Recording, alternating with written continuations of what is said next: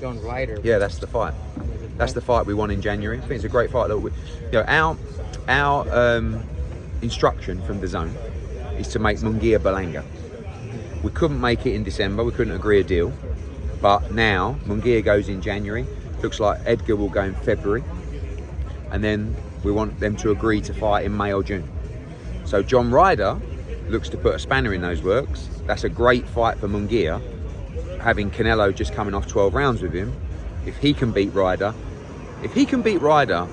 and Berlanga can beat a good level opposition in February, and then Berlanga Munguia meet, the winner of that is a massive fight with Canelo. Massive. You know? That Ryder fight with Munguia? January. Yeah.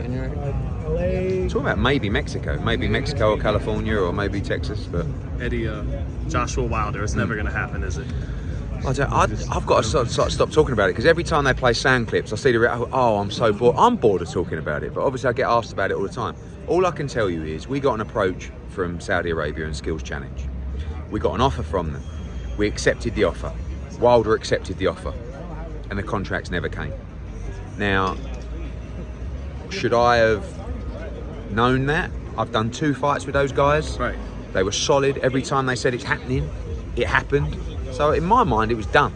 But things changed out there, and I understand that and respect it. So that's put a spanner in the works. So now we're looking at it.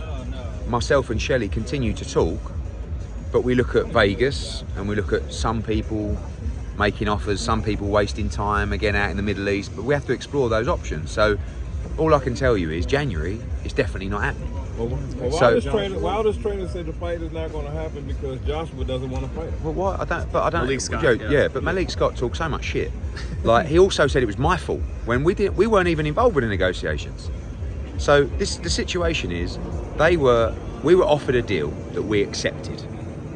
Now, it's not my fault now that some of the alternatives might not be the number anywhere near the last number, so that just makes us consider our options. We're also in line potentially to fight for the IBF world title against Filip Hrgović, or we'll see what happens with Otto Wallin. So I don't care about Deontay Wilder.